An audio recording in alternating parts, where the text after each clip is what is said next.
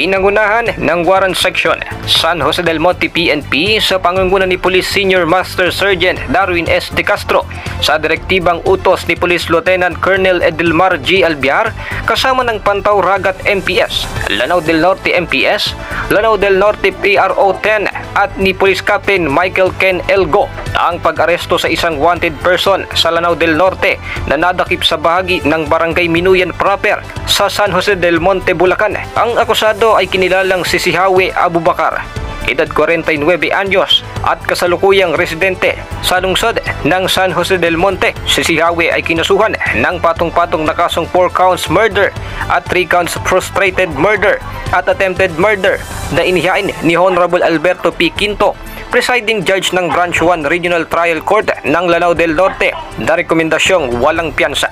Ang mensahe ko sa nagkaso sa akin, talagang wala kaming nagawa na masama. Promise, wala kaming talaga, maawa kayo sa amin, pamilya, wala kaming nagawa na promise. At gusto kong matulungan yung sikan kasing kong mayor, natulungan mo kami, wala kaming nagawa na masama sa bayan natin.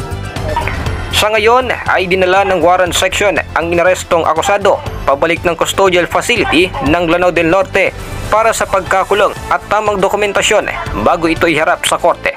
Para sa RTV News, Warren Reyes, Rumaragasa sa balita.